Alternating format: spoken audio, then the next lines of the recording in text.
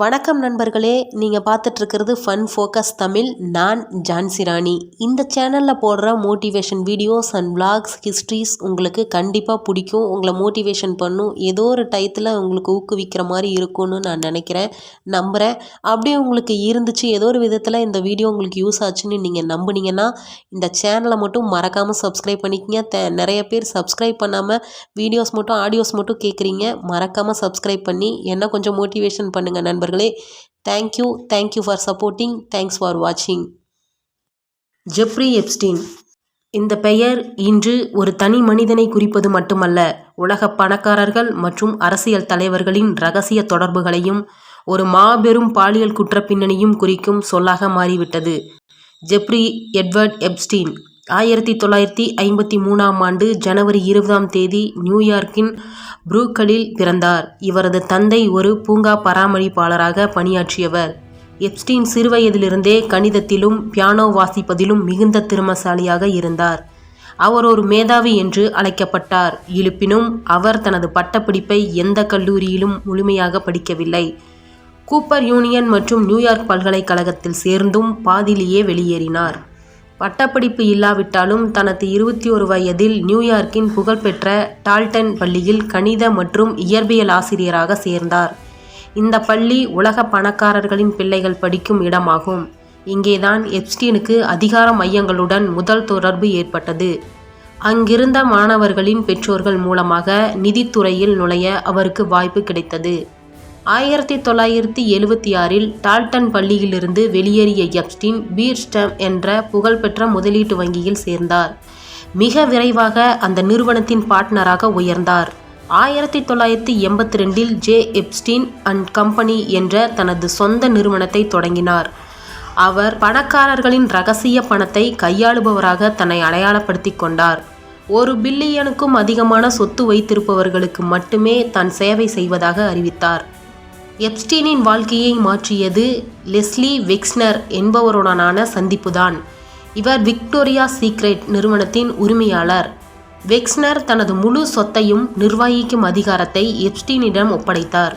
Epstein கோடிக்கணக்கான பணத்தை கையாண்டார். இதன் மூலம் ஓஹியோ மற்றும் நியூயார்க்கில் பிரம்மாண்ட மாளிகைகளை வாங்கினார். 1990களின் முற்பகுதியில் பிரிட்டிஷ் ஊடக அதிபர் ராபர்ட் மேக்ஸ்வெல்லின் மகள் கிஸ்லைன் மேக்ஸ்வெல் எப்ஸ்டீனின் வாழ்க்கையில் நுழைந்தார். இவர்கள் இருவரும் காதலர்களாக பழகினர், பின்னர் கூட்டாளிகளாக மாறினர். எப்ஸ்டீன் செய்த குற்றங்களுக்கு மேக்ஸ்வெல் ஒரு பெண் தரகராக செயல்பட்டார். இளம் பெண்களை தேடி பிடித்து அவர்களுக்கு பணம் மற்றும் வேலை தருவதாக கூறி எப்ஸ்டீனிடம் அழைத்து வருவதே இவரது வேலை. எப்ஸ்டீனிடம் பல தனியார் விமானங்கள் இருந்தனர். அதில் மிகப்பெரிய போயிங் 727 விமானத்திற்கு லோலிட்டா எக்ஸ்பிரஸ் என்று பெயர். இந்த விமானத்தில்தான் அவர் பெண்களையும் தனது VIP நண்பர்களையும் கடத்தி சென்றார். லிட்டில் செயின்ட் ஜேம்ஸ் தீவு கரீபியன் கடலில் உள்ள இந்த தீவை எப்ஸ்டீன் வாங்கினார். அங்கு ஒரு விசித்திரமான நீல நிற கோயில் போன்ற கட்டிடத்தை கட்டினார். இந்த தீவு உலக பிரபலங்களின் இரகசிய உல்லாச பூரியாக மாறியது. இங்கு நடந்த பாலியல் அத்துமீறல்கள் அனைத்தும் இரகசிய கேமராக்கள் மூலம் படம்பிடிக்கப்பட்டதாக கூறப்படுகிறது. இதை காட்டியே அவர் பெரிய மனிதர்களை மிரட்டினார் என்றும் பேச்சு உண்டு. 2005இல் புளோரிடாவில் உள்ள ஒரு சிறுமியின் பெற்றோர் கொடுத்த புகாரால் எப்ஸ்டீன் சிக்கினார். 2008இல் அவர் மீது பல குற்றச்சாட்டுகள் நிரூபிக்கப்பட்டனர். ஆனால் அரசியல் செல்வாக்கால் ஒரு மர்ம ஒப்பந்தம் போடப்பட்டது. அவருக்கு ஆயுள் தண்டனைக்கு பதில் வெறும் 13 மாதங்களே சிறை கிடைத்தது. சிறையில் இருந்தாலும் தினமும் 12 மணி நேரம் வெளியே சென்று தனது அலுவலகத்தில் வேலை செய்ய அனுமதி வழங்கப்பட்டது. எப்ஸ்டீனின் வலையில் சிக்கிய வர்ஜீனியா கெஃப்ரே என்ற பெண் 2010க்கு பிறகு மௌனம் கலைந்தார். அவர் எப்ஸ்டீன் எப்படி பிரிட்டிஷ் இளவரசர் ஆண்ட்ரூ போன்றவர்களிடம் தன்னை அனுப்பி வைத்தார் என்பதை பகிரங்கமாக அறிவித்தார். இது உலக அளவில் ஒரு புயலாக கிளம்பியது. 2019 ஜூலை மாதம் நியூயார்க் விமான நிலையத்தில் எப்ஸ்டீன் மீண்டும் கைது செய்யப்பட்டார். இம்முறை அவரிடம் தப்பிக்க எந்த ஆதாரமும் இல்லை. உலகம் அவர் யாரையெல்லாம் காட்டிக் கொடுக்க போகிறார் என்று காத்திருந்தது. ஆனால் ஆகஸ்ட் 10 அன்று அவர் சிறையில் மர்மமான முறையில் இறந்து கிடந்தார். CCTV காட்சிகள் மாயமானது மற்றும் காவலர்களின் தூக்கம் போன்றவை இது கொலை என்ற சந்தேகத்தை வலுப்படுத்தினர். எப்ஸ்டீன் டோன்ட் கில் ஹிம்செல்ஃப் என்ற வாசகம் உலக புகழ் பெற்றது.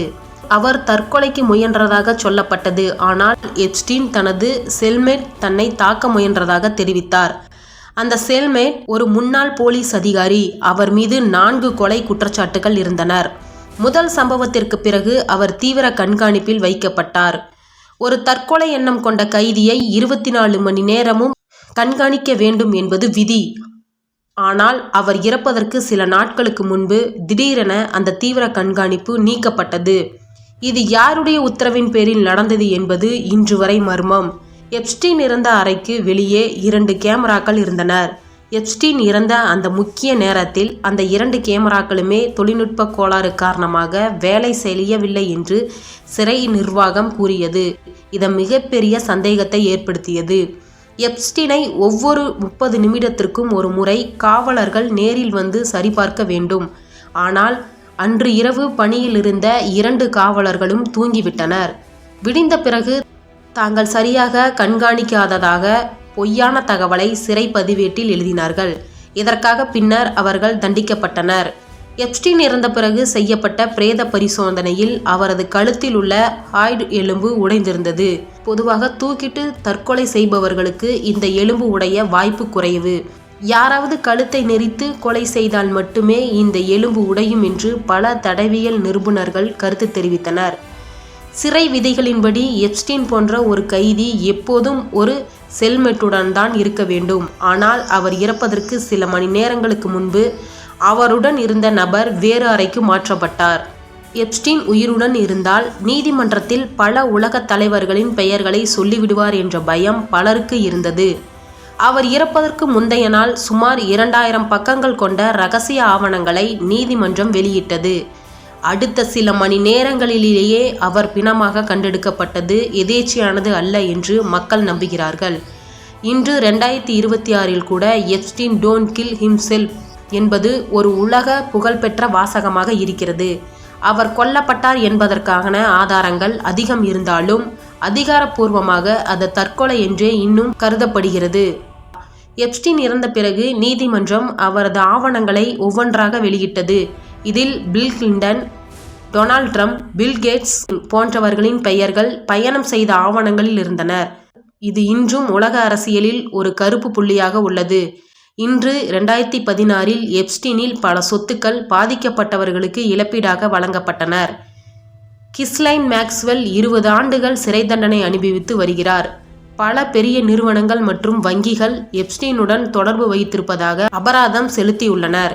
ஜெப்ரி எப்ஸ்டீனின் வரலாறு என்பது ஒரு கிரிமினல் மூளை கொண்ட மனிதன் பணத்தின் மூலம் எப்படி நீதித்துறையையும் அரசாங்கத்தையும் தன் காலடியில் வைத்திருந்தான் என்பதை காட்டுகிறது. அவன் இறந்தாலும் அவர் விட்டு சென்ற ஆவணங்கள் இன்னும் பல பெரும் தலைவர்களுக்கு அச்சத்தை உண்டாக்கி வருகிறது. இந்த ஆடியோஸ் உங்களுக்கு பிடிச்சிருந்ததுன்னா மறக்காமல் சப்ஸ்கிரைப் பண்ணிக்கோங்க. இதே மாதிரி நிறைய வீடியோஸ் உங்களுக்காக வெயிட்டிங்கில் இருக்குது. தேங்க்ஸ் ஃபார் வாட்சிங்.